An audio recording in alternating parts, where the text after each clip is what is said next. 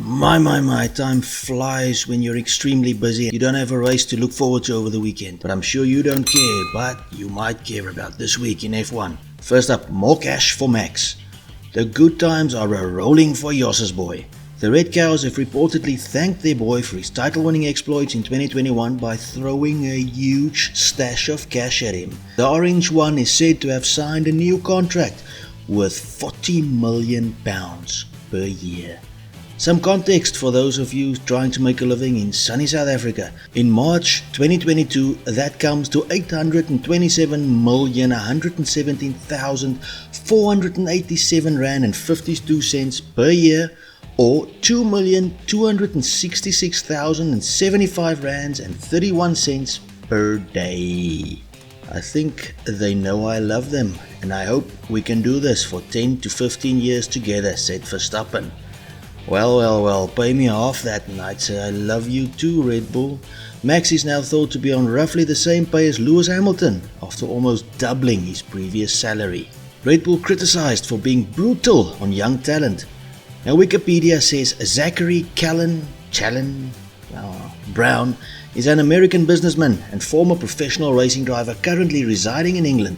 Chief Executive Officer of McLaren Racing with overall responsibility for the business including strategic direction, operational performance, marketing and commercial development, and he looks like Tony Stark's bodyguard from the Iron Man movies. Now, Mr. Brown has called out the Red Bull Junior program for being brutal on young talent. First, Red Bull are great at finding new talent. We all know this. Seb Vettel, Max Verstappen, Daniel Ricciardo, shining examples. But they're also known for not being afraid to axe a driver. Just ask Mr. Kvyat, Gasly and Albon. If you look at Red Bull's history other than Max, they have let a handful of great drivers slip through their hands, said Brown. I think they've ruined a few that I think had it, but weren't given enough opportunity. But, he added, they won the championship, we didn't, so I can't say they don't know what they're doing, but they're a bit brutal. Carlos Sainz, that is a great example. Daniel had already proven how good he was, but he chose to leave, said Mr. Zach Brown. Well, I believe that Red Bull have done a tremendous job of unearthing talent, said myself, I, the narrator, but that they can only keep so many of them. So, guys like Sainz and Ricciardo are excellent drivers, but having not reached the heights of the Vettels and Maxes, I guess that the colourful cows can claim justification in letting them go. Schumacher's 98 race winner for sale. That's the beauty of capitalism. You can buy almost anything if you can come up with a dosh. In 98, Mick's dad didn't get to win the title. It went to McLaren's mighty Mika Häkkinen, but Michael did win the Hungarian Grand Prix. And that car is now for sale at the low cut bargain price of only $4.9 million. Maybe Max might be interested after his pay rise. This was one of my most emotional wins, said Michael Schumacher after that race, and now one lucky million or billionaire can own that very same car. Unfortunately, I'm not sure how to get in touch with these sellers because they might have blocked me after my offer of 0.00021 Ethereum and a promise to pay off every month that I had something extra. Can't win them all, can I? Aston Martin planning own engines by 2026. While Lawrence Stroll does not get around, this guy is driving the green team forward at an impressive pace, and I truly hope that they improve on track as they have been improving off track. I think going forward with our ambitions, we're definitely investigating our power unit supply in the long term, said Andrew Green, technical director for the Aston Martin team.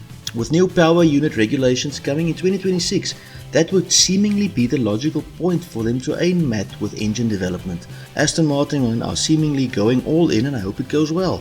Maybe they could use tried and tested British designs like the Land Rover engine, which might be a bit heavy on the old oil usage though. Can only imagine Vettel having to put for 4 new tyres and a pint of oil. Nagita Mazepin not welcome at the British Grand Prix. The Russian invasion of Ukraine has turned the whole world upside down. Even COVID has been banished from the headlines. Football and other sports have already decided to act against Russia's aggression, and the Russian Grand Prix is now a thing of the past. Well, for now at least.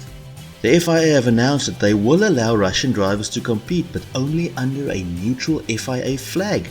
So then, Motorsport UK surprised us all by banishing poor old Mazepin from the British Grand Prix.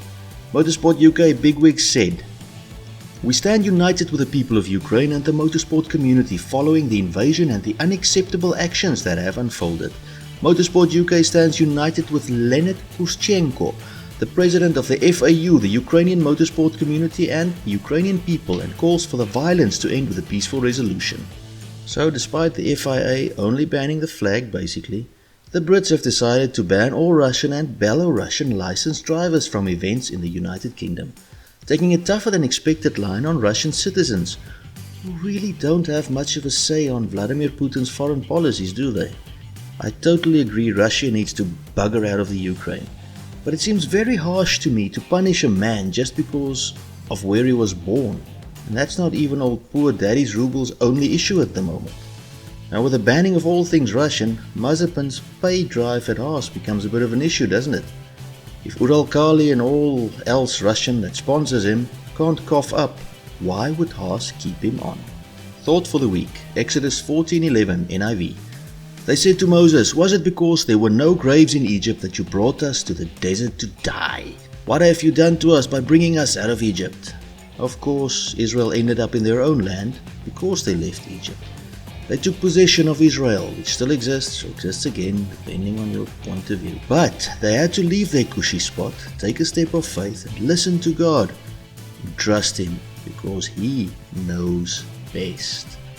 Leaving you with some dank memes. Wow. How's that for an old guy using probably the wrong word in the wrong place? Hope you enjoy them, have a laugh. It's only a couple of weeks before the first race. I hope your team does well, and I hope that you have a great weekend. God bless, goodbye, and please smash that sub button.